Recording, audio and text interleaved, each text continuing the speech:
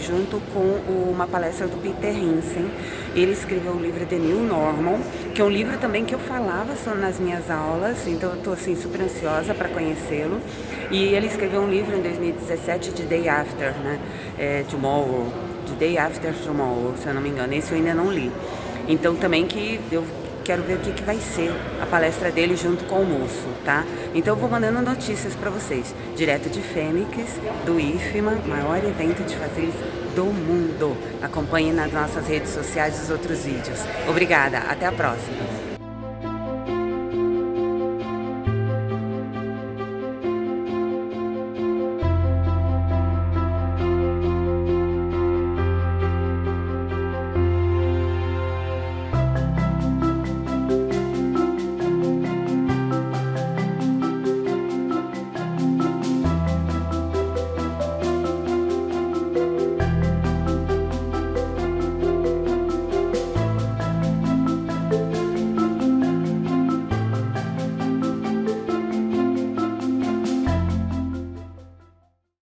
About willingness to adopt to change and capability to be agile.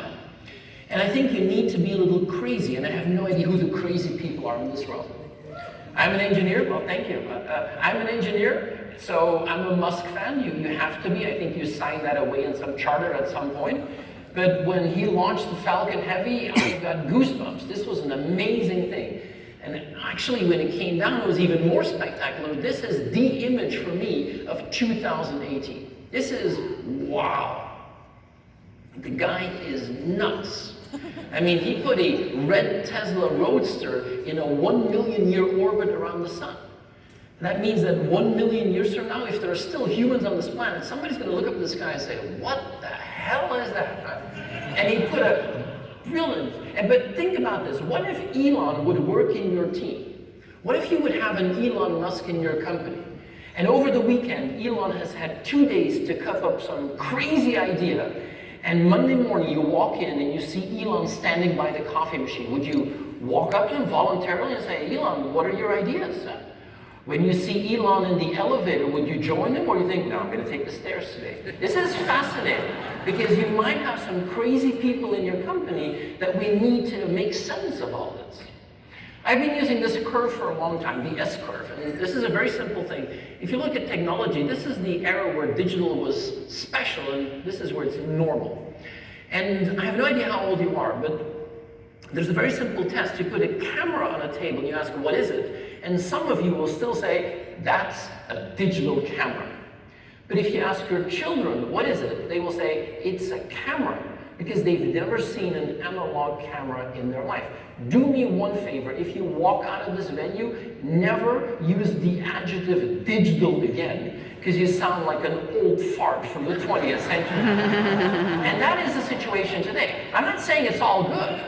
My God, this is a terrible slide. These are two people in bed, faces illuminated by the shining of their smartphone.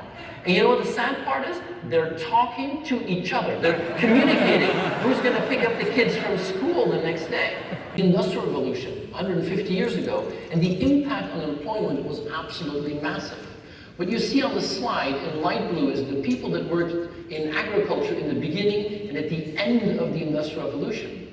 In a country like the US, or a country like Germany or the UK, 85% of people were farmers in the beginning of the Industrial Revolution, and 100 years later, only 5% people worked in agriculture. The shift was tremendous, and the direct result was the firm. The way that we organize companies is something that only happened 150 years ago. We're now privileged to be part of something radically new, and we're still in the early stages.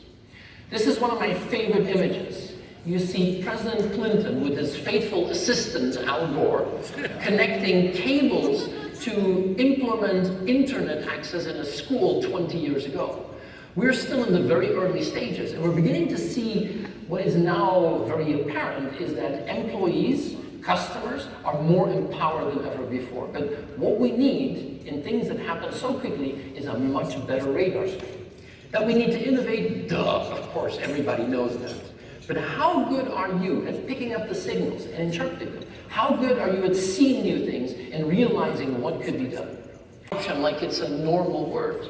And in my opinion, we are in the midst of something and we're still in the very early stages. We're now experiencing a crossroad where technology and economy is colliding in a massive way. I mean, many of the companies that we didn't have 10 years ago are companies we can't live without. We see it happening in crossroads in many different sectors. And I will zoom in retail because I think this is one of the environments which is changing extremely rapidly and is going to have a profound impact, not just on society, on economy, on how we live and how we work. But we are still in the very early stages. Maybe the most exciting thing that happened, and the scariest as well, is end of last year, these two babies were born, and they were genetically modified, CRISPR-Cas9, to be HIV resistant the moment they were born. The fact that we can do that is scary beyond belief, but you are privileged to actually be in an environment which is going to see more change than ever before. And people say, oh my God, will we cope with all these changes? And I think we have nothing to worry about. If you actually look at human history, and you would think of human history as a day, then the last 300 years is only the last 2 minutes of that human day. Entire day is human history. The last 300 years is just the last 2 minutes before midnight. And look at what we had in the last 300 years. We had the social revolution 300 years ago.